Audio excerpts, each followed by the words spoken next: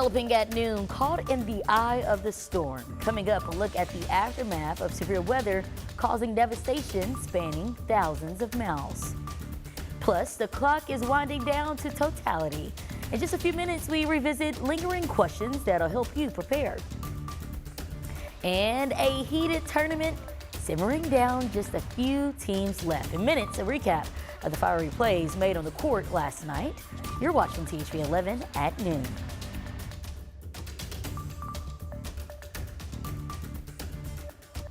Well, good afternoon and thanks for joining us. I'm Jurnee Taylor. If you're tuning in from the Pine Bluff area, be sure to listen up. Today is Election Day and you have some big decisions to make. Incumbent Mayor Shirley Washington is going up against State Representative Vivian Flowers, hoping to remain in her position. That, of course, all comes down to the people. Just over 2,000 have casted a ballot during early voting. For those still holding out, you have until 7:30 tonight to get it done.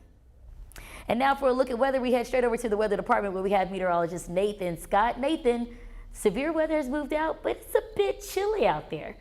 Things will be changing, Jurnee. Right now in central Arkansas, it feels very nice. Temperatures are almost near 80 degrees. But when we take a look at visible satellite with the temperatures, yeah, we have lots of sunshine. Look what's happening off to the west, though. 65 in Russellville. 54. They're socked in with clouds in Fort Smith and not even 50 degrees in Fayetteville. So there's a cold front marching its way through the state, and it's now making its way right through the heart of central Arkansas. So the numbers will be dropping, I think, throughout the day, slowly but surely. And the winds, they're picking up from the west-northwest, about 15, maybe as high as 25 to 30 miles per hour. Right now, there's nothing showing up on radar here in central Arkansas. The front will make its way through the state on the dry side. All the shower and thunderstorm activity now making its way through Mississippi and into Tennessee, where they could be dealing with severe weather this afternoon into this evening.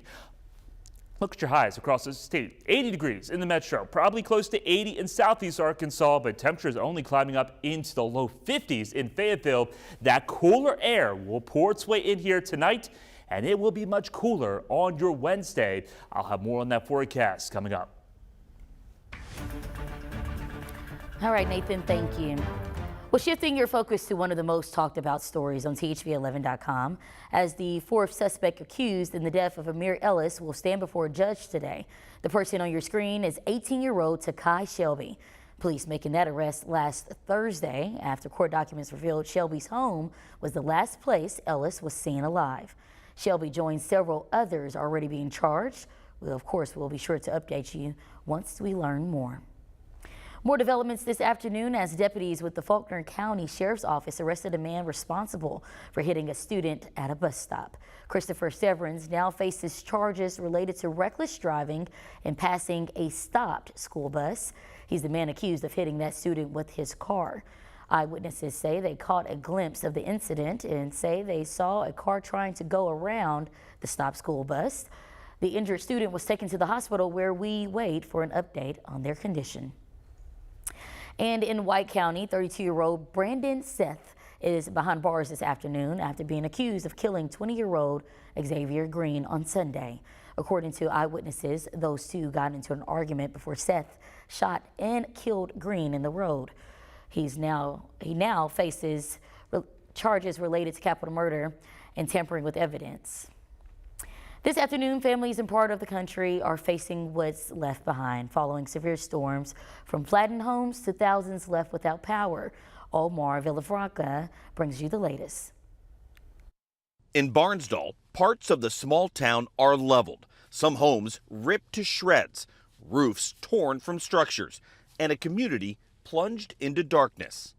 Officials say a suspected tornado barreled through the town of just over 1,000 residents last night around 9 p.m., carving a path of damage that left almost nothing untouched.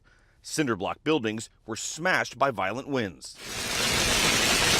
Monday's severe weather outbreak had a far reach, from powerful winds in Illinois to hail the size of golf balls in Kansas.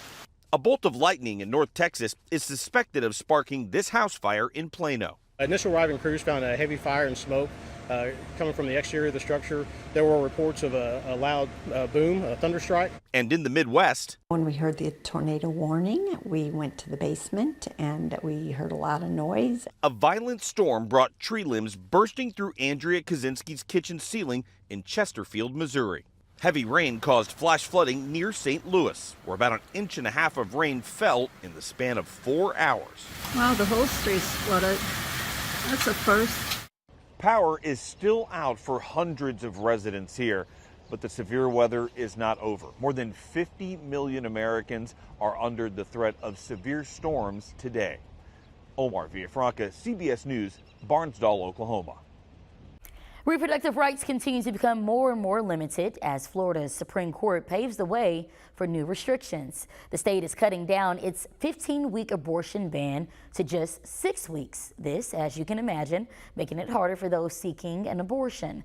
The Florida Supreme Court did, however, rule for abortion rights to be on the ballot come November, leaving the final say in the hands of voters.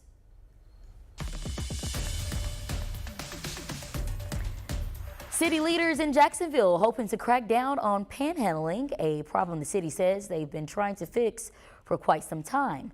Now they plan to do that by placing "Don't Support Panhandling" signs around the city.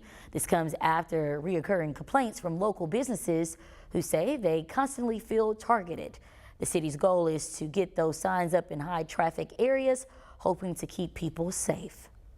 We've seen many of the panhandlers have signs out asking for donations, and then some of them will sit there and wait to see what happens. The next thing you know, they're walking over to a nice car, a nice truck driving off. On the other hand, City Council member Rose Raines voted against the motion, saying in part, quote, "Our unsheltered and at-risk community members do not deserve to fall between the cracks in our current governmental system at large," end quote. Well, staying in Jacksonville, local officials are fighting to expand access to quality care for children across the city.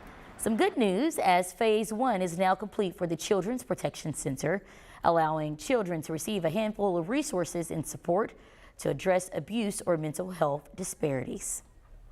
I've seen firsthand the need in dealing with situations which nobody should ever see, let alone live through. But we have a great answer. We have a great response now, and North Pulaski County, you know, we're going to be closer than ever. The center is expecting to help at least 300 kids in the first year alone. They are also open to donations for their food and clothing pantries.